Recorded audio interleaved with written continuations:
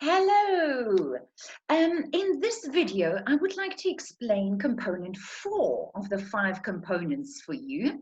It's component 4 for screen acting.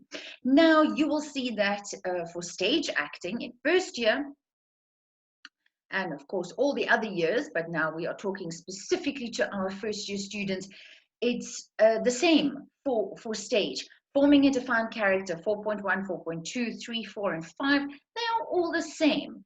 It is how you apply it that is different, because your acting for medium stage is different to your acting for medium screen in the way that you apply it, that the techniques are different. So let us look at number 4. Here we go, forming a defined character. Now, I would just like to say that whenever you see a word that you are not 100% sure what it means, let's say defined, you think you know more or less what it means. Think and know more or less is not good enough. Take your device, go into dictionary.com, or just ask for a Google dictionary, or just put it into your Google search bar and just find out precisely what does this mean. What does this word mean? Later on here in this component, for instance, we have words like effective, we have words like amplify, we have words like, or concepts are like personality traits. You know, we all know what it means, but I'm urging you to go and find out precisely what it means. Forming a defined character is precisely that. It is defined. The character that you are creating must be precise. It must be specific. It speaks to the choices that you, as a performer, are going to make when you are performing this character. Choices can't be just maybe if pussyfooting around, trying, I'm going to see how I feel. No, you can't. You must decide, my character is this. This is how I'm going to portray it. This is what I'm going to do. This is how I am going to convey my character's inner conflict. You must make the choices. We speak of acting choices, and those choices must always be clear. So, forming a defined character, how will you make sure that your character is neatly packaged to impact the audience in the way that the writer and director have envisioned it? Right, 4.1, moderating body posture to amplify effective personality traits. Please look these words up in the dictionary and write them down for yourself somewhere. Keep them close by. Put a note on your desktop. You are always going to refer to these, at least for the rest of the semester. If you're going to go on into LP2, then you'll use this for the rest of your time at AVDA. If you're not going to go into LP2, it will still be good for you to know exactly what these mean, because everything, all the disciplines at AVDA tie in the one with the other. You can't just disregard something. It's all interlinked. So, moderating body posture. What is moderating? Moderating means molding it, shaping it. Body posture is your body, not just your face, not just your foot, the body, the entire body, to amplify. Meaning make it clear, make it big, to highlight the effective personality traits. Effective meaning it works well for this character that you are portraying right now, and personality traits, we've covered what that means. It's your personality traits, so it's the aspects of your personality, not I'm tall or short or fat or thin or dark or blonde or whatever. It's the personality as on the inside. Okay, don't get those two things confused, outside, inside. Personality is inside. I'm going to illustrate all these 5 points. by example. It's just easier to do that, and I'm sure that will also spark some ideas for you. Let me just interrupt myself by saying this is for your written treatment. Yes, you need to be clear and concise and precise when you are, and detailed when you are doing this for your written treatment. But it is not just for the written treatment. This stuff means nothing if you're only doing it in a written treatment. All of the 5 components, they mean nothing if you're only thinking about written treatment. This is only meaningful when you apply it to the actual character that you are playing. And not just in the film shoot, oh no, also in the tasks and the in-class assignments or online assignments that you are going to do for us, and assessment items that you are going to record and submit for us to mark.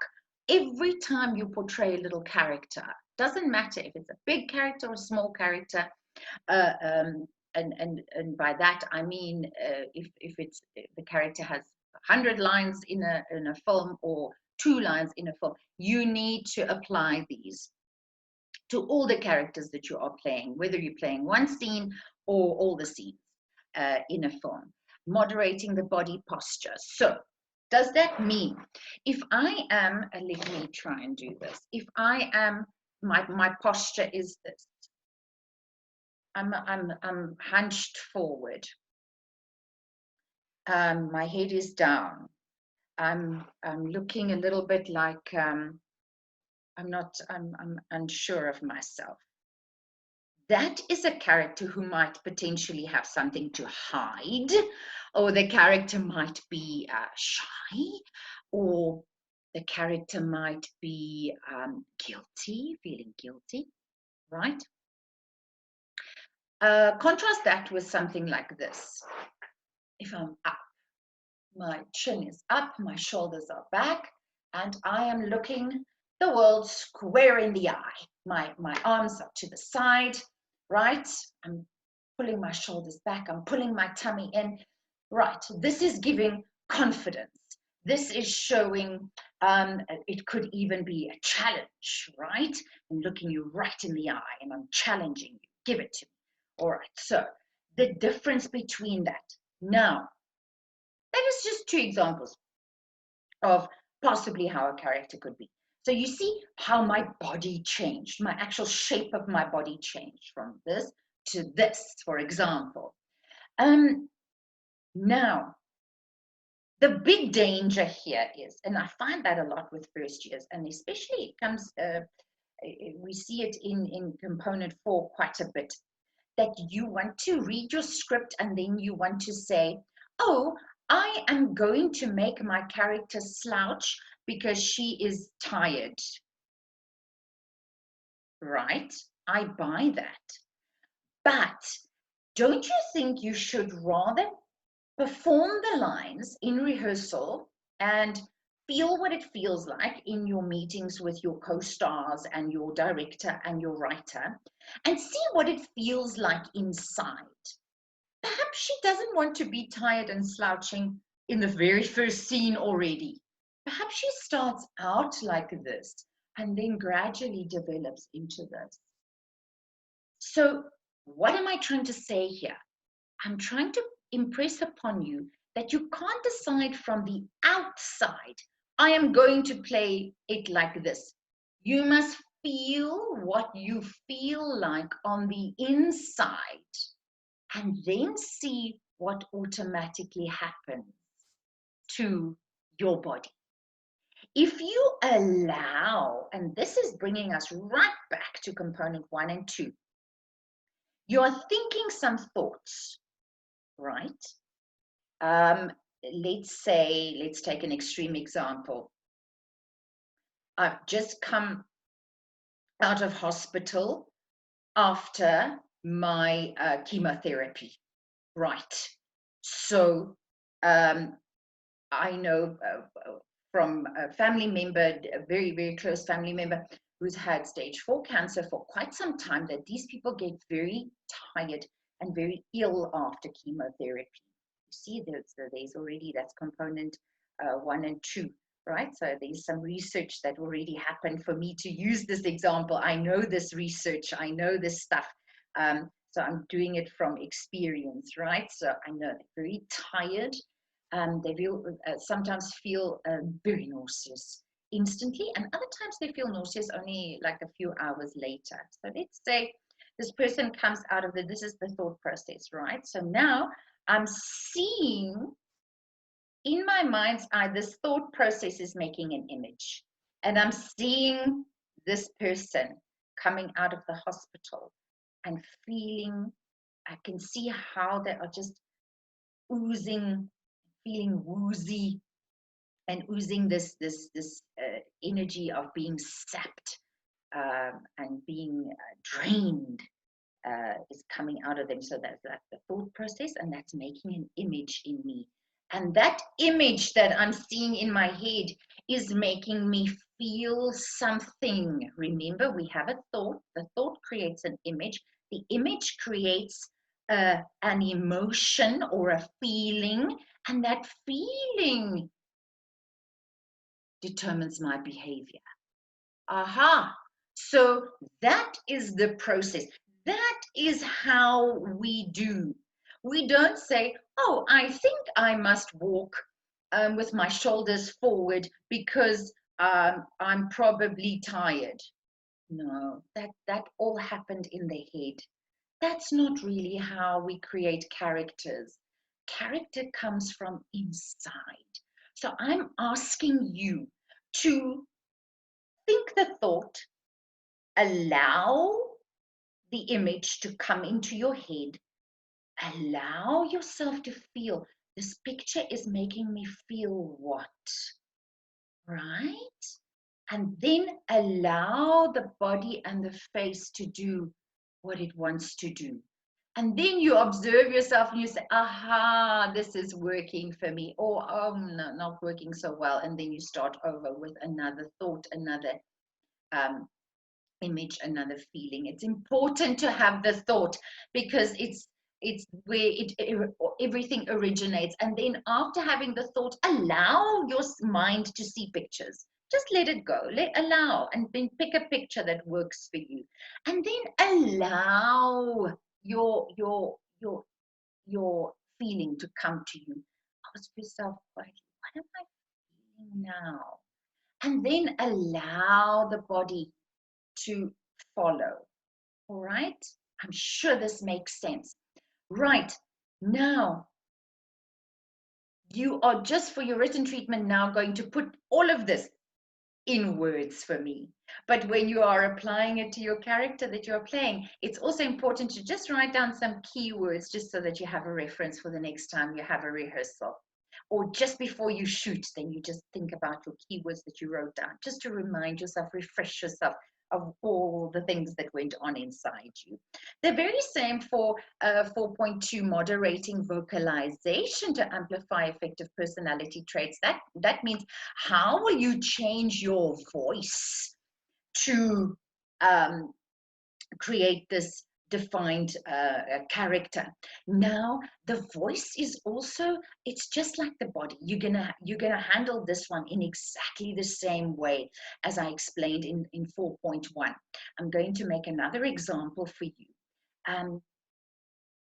If I'm very excited, okay, because I am the winner of 200,000 Rand in the lotto, right? Compared to, I just had my chemo. Yeah, I'm feeling so well. All right. What happened? Firstly, I had the thought, oh my goodness, I won the lottery. Then I saw the picture in my head. I'm seeing the picture of me with this 250,000 Rand big check, you know, those big checks that they write out for some sports stars and charities. Sometimes it's a massive check. I'm seeing that thing. Okay, that's my image. And that is making me feel very excited inside. And then I just allowed the posture and the voice to come, right? And immediately, because of what I was seeing, And the images I had and the thoughts I had, my feeling was excitement. And when we are excited, our voice goes up and it goes a little faster. And then it just happened. I did not for a second think for myself, oh, I must speak higher and faster because I'm excited. No, I didn't do that. I had the thought, I saw the picture, I allowed the feeling, and then boom, it just came out of my mouth just like that. But I allow it to happen. Similarly, with the second one, where I just had the chemo, I just saw the chemo drip. I had the image of me getting up from the hospital bed and how difficult it is to move. I saw that image and I immediately felt a sense of, it's almost feeling of a stone in my stomach. I'm sure you know that feeling. I think we've all had a stone in our stomach at some point in our lives, that stone. And then as I spoke, my voice automatically was slower and it was automatically lower. I didn't think I'm going to speak lower and slower because I just had chemo. No. Right. Number 4, moderating facial articulation. Oh, no, sorry. Number 3, movement and gesture. It is exactly the same thing. Did you see what happened to me when I won the lottery? Okay, so immediately I'm a little bit more excited on the inside. So my hand gestures are different, and yes, I can just feel, and my voice and my speech and my face and everything is just lighting up, as compared to when I have chemo. I almost feel like my shoulders are going forward, my face is dropping down, my gestures are what you do with your hands. I didn't even have gestures. They were just, my hands were just lying down in my lap. Let me just see if I can do a little bit further for you. Yeah, so the gestures were just literally, my hands were down, whereas they were more up when I did the lottery winning. Okay. Wouldn't it be funny if I do win the lottery after making this video? Well, I'll let you know. So it's exactly the same as with 4.1, 4.2, and 4.3. 4.4 is also going to be the same. I'm not thinking how I want to move. I'm not thinking, what am I going to do with my gestures? Movement is the moves that you make with your body. So obviously I'll walk faster when I've won the lottery, but I'll walk much slower when I've just had chemo. I didn't decide that from the outside. It is from the inside. My movements and gestures are different because I'm feeling different. This is chemo. This is excitement for lottery. Not for 1 second did I make these gestures thinking with my head. I felt it. I didn't think from the outside, oh, somebody once said that I must walk slowly when I'm having chemo. I must have small gestures or no gestures with my, no. I'm thinking chemo, seeing the pictures, right? And then I'm allowing the feeling, and then that feeling tells me, I just feel what I must do with my body, my face, and my gestures. Right. Movement and gesture. I just want to repeat that. Number 3, movement is how you move with your body. Gesture is the movements you make with your hands. Body posture is the actual shape of your body. The posture, please look it up in the dictionary, the word posture, so you can distinguish nicely between the distinctions are sometimes very fine, so you need to be spot on. Vocalization is what you do with your voice and your speech, not just the voice, but the actual speech. Some characters might have something like a lisp. Others might have that brai, the strange R. Some characters might be stutter, but you need to have all kinds of explanations of how and why you came to that conclusion.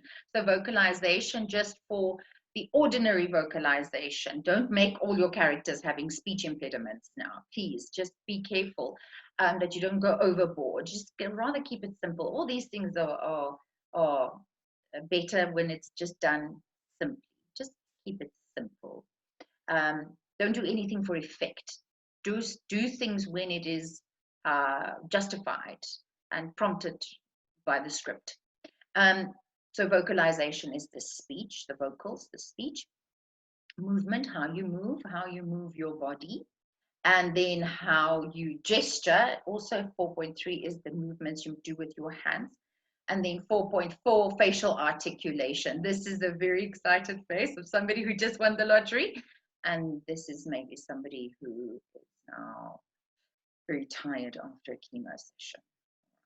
Just want to emphasize this is exceptionally important. You need to think the thought.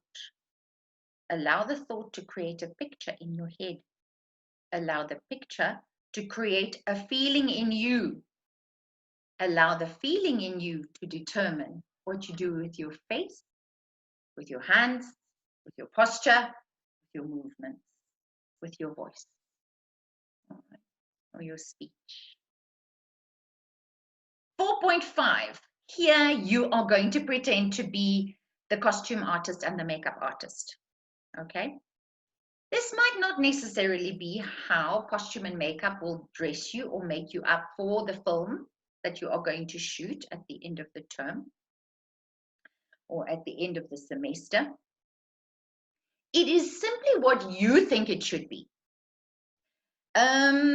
I don't know if you've ever noticed, but if you are walking around barefoot, you're feeling more exposed.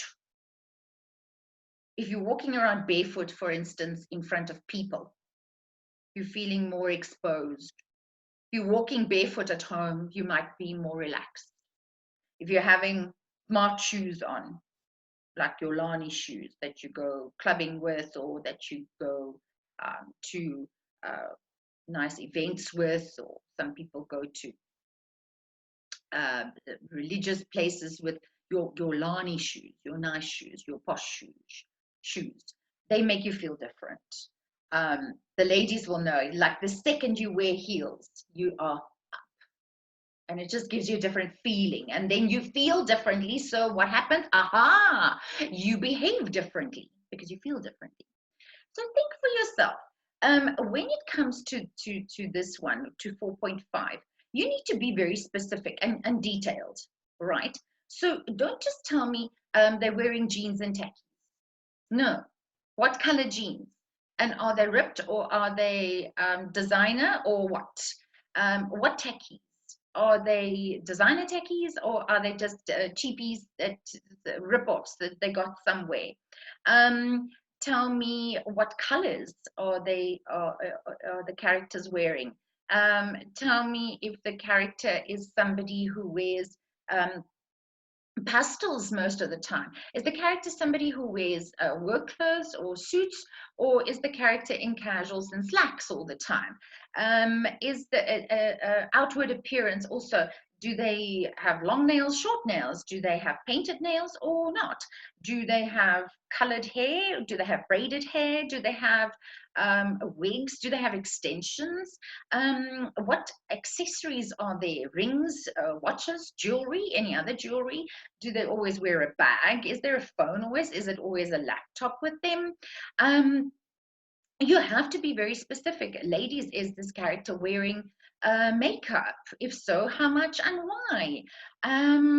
Is it a person who doesn't, do they wash their hair or is it filthy hair?